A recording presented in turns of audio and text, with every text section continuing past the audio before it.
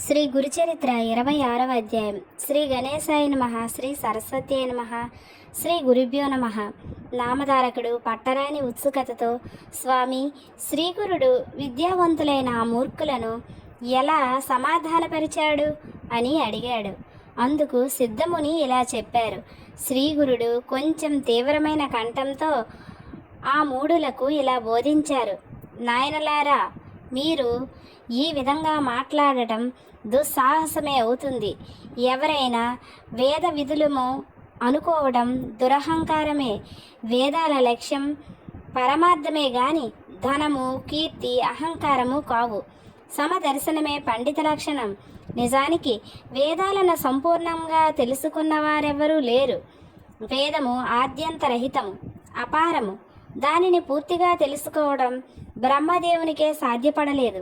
పూర్వం భరద్వాజ మహర్షి వేదాన్ని సంపూర్ణంగా అధ్యయనం చేయదలిచి బ్రహ్మచర్యము అవలంబించి బ్రహ్మదేవుని వరంతో 3 సార్లు దీర్ఘాయువు పొందాడు. 4 యుగాలు 5000 సార్లు పునరావృతమైతే బ్రహ్మకి ఒక పగలు. అటువంటిది పూర్వం భరద్వాజ మహర్షి బ్రహ్మచర్యంతో 3 బ్రహ్మ దివసాలు గురువు వద్ద వేదం నేర్వడానికి చాలక తపస్సు చేస్తే బ్రహ్మ సాక్షాత్కరించి వేదం పూర్తిగా నాకే తెలియదు, నీకు వేద రాశిని చూపుతాను చూడు అని చెప్పి కోటి సూర్యుల కాంతితో వెలిగిపోతున్న మేరు పర్వతాల వంటి అపారమైన వేద రాశులను చూపాడు. భరద్వాజుడు అది చూసి భయపడి, అయ్యో, నేనెంతకాలం పఠించిన వేదమంతా కలిసి ఇందులో ఒక్క పిడికడైనా లేదే, వేదమంతా అధ్యయనం చేయటం ఎన్ని కల్పాలకైనా సాధ్యమవుతుందా అని తలచి, నాకు అవసరమైనది మీరే నిర్ణయించి ప్రసాదించండి అన్నాడు. అప్పుడు బ్రహ్మ అనంతమైన ఆ వేదరాశి నుండి 3 పిడికెళ్ళు తీసి అతనికి ప్రసాదించి, ఇదంతా అధ్యయనం చేసే వరకు నీవు జీవింతువుగాక అని వరమిచ్చాడు. కానీ ఆ 3 పిడికిళ్ళ వేదము అధ్యయనం చేయడమే అతనికి ఇంతవరకు పూర్తి కాలేదు. కనుక సాక్షాత్తు నారాయణుడే బాదరాయణుడిగా అవతరించి వేదాన్ని 4 భాగాలుగా విభజించి వాటిని పైలుడు, వైశంపాయనుడు, జైమిని, సుమంతుడు అను శిష్యులకు ఒక్కొక్క వేదం చొప్పున తెలిపాడు. వారు కల్పాంతం వరకు అభ్యసించి కూడా వాటిని పూర్తిగా తెలుసుకోలేకపోయారు. అటువంటప్పుడు అల్పాయుష్కులైన మీరు 4 వేదాలను సంపూర్ణంగా అధ్యయనం చేశామనుకోవడం ఎంత తెలివి తక్కువ.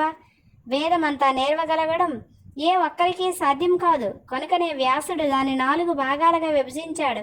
ఋగ్వేదాన్ని పైలుడనే శిష్యునికి బోధించి దాన్ని ధ్యానించడానికై దాని గురించి ఇలా చెప్పాడు. ఋగ్వేదానికి ఉపవేదం ఆయుర్వేదం, ఆత్రేయస గోత్రం, గాయత్రి ఛందము. ఋగ్వేదానికి అధిదేవత బ్రహ్మ. ఎర్రని వర్ణము, తామర రేకుల వంటి కళ్ళు, సుస్పష్టమైన కంఠము, గిరిజాల జుట్టు, వంకమేసము కలిగి 2 మూరల పొడవైన దేహం కలిగి ఉంటాడు. నీవు ఆ రూపాన్ని ధ్యానించు. దీనిలో చర్చ, శ్రావకము, చర్చకము, శ్రవణీయ పారము, క్రమపారము, జట, రథక్రమము, దండక్రమము అనే భాగాలున్నాయి. ఆ క్రమం ప్రకారమే దాన్ని పారాయణ చేయాలి. ఈ వేదానికి అశ్వలాయని, సాంఖ్యాయని, శాఖల, భాష్కల, మాండుకేయులనే 5 శాఖలున్నాయి. వాటిని ఆనాడు వ్యాసుడు పైలునికి చెప్పాడు గాని ఈనాడు వాటిని సంపూర్ణంగా చదివిన వారెవరు? తర్వాత వ్యాస మహర్షి తన 2వ శిష్యుడైన వైశంపాయనికి యజుర్వేదం చెప్పి దాని లక్షణాలు ఇలా చెప్పారు. యజుర్వేదానికి ఉపవేదము ధనుర్వేదము, భారద్వాజ గోత్రం, త్రిష్టుప్ ఛందస్సు. దీనికి రుద్రుడు అధిదేవత. సన్నగా ఉండి చేతిలో కపాలం ధరించి సుమారు 5 మూరల పొడవున్న తామ్రవర్ణ శరీరం కలిగి ఉంటాడు. దీనికి గల 85 శాఖల్లో ఇప్పుడు 18 మాత్రమే మిగిలి ఉన్నాయి. యజుర్వేదము యజ్ఞ విధానాన్ని విశేషించి వివరిస్తుంది. మంత్ర బ్రాహ్మణ సంహిత అనేది దీనికి మూలము. ప్రతిపదము, అనుపదము, ఛందస్సు, భాష, ధర్మము, మీమాంస, న్యాయము, తర్కము అనే 8 దీనికి ఉపాంగాలు. శిక్ష, కల్పము, వ్యాకరణము, నిరుక్తము, ఛందస్సు, జ్యోతిషము అనే 6 అంగాలు దీనికి ఉన్నాయి.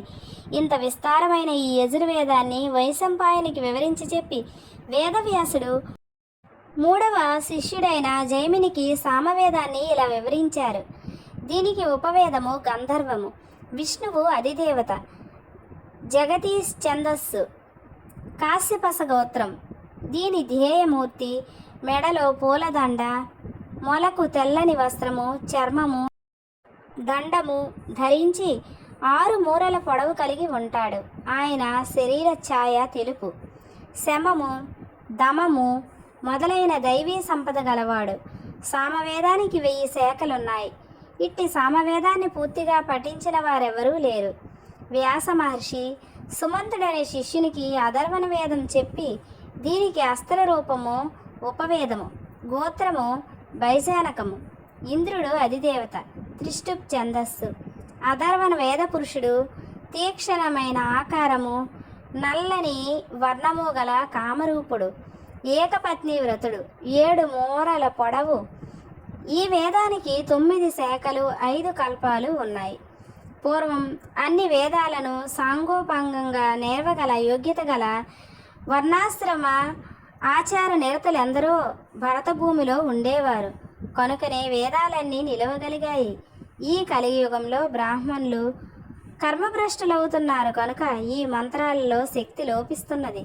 పూర్వపు బ్రాహ్మణులలో దేవత్వము, మహత్తు ఉండేవి. అందుకే వారిని భూసురులు అనేవారు. రాజు కూడా వారిని సేవించేవాడు. వారు ఎంత ధనమిస్తానన్నా లెక్క చేయక భోగాల పట్ల నిర్లిప్తులుగా ఉండేవారు. వేదాధ్యయన బలం వలన త్రిమూర్తులు కూడా వారికి అధీనులై ఉండేవారు. ఇంద్రాది దేవతలు కూడా వారిని సేవిస్తుండేవారు. మాట మాత్రం చేత గడ్డి పరకను మేరు పర్వతంగాను, మేరు పర్వతాన్ని గడ్డి పరకగాను మార్చివేయగల శక్తి కలిగి ఉండేవారు. జగత్తు అంతా దేవతలకు అధీనము. దేవతలందరూ మంత్రాధీనులు.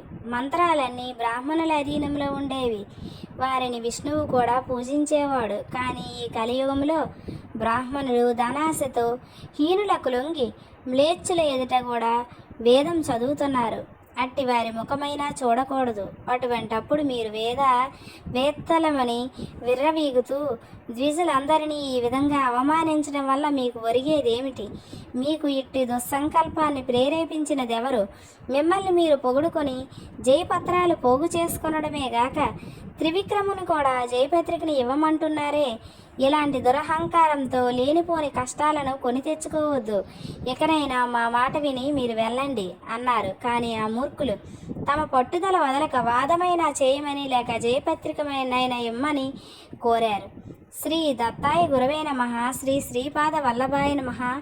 శ్రీ నృసింహ సరస్వతి అయి నమః. ఇంతటితో 26వ అధ్యాయం పూర్తి అయింది. తర్వాత వాళ్ళు ఏం చేశారనేది నెక్స్ట్ వీడియోలో తర్వాత అధ్యాయంలో తెలుసుకుందాం. నా వీడియో కనుక మీకు నచ్చినట్లయితే నా వీడియోని లైక్ చేయండి, మీ ఫ్రెండ్స్కి ఫ్యామిలీ మెంబర్స్కి షేర్ చేయండి.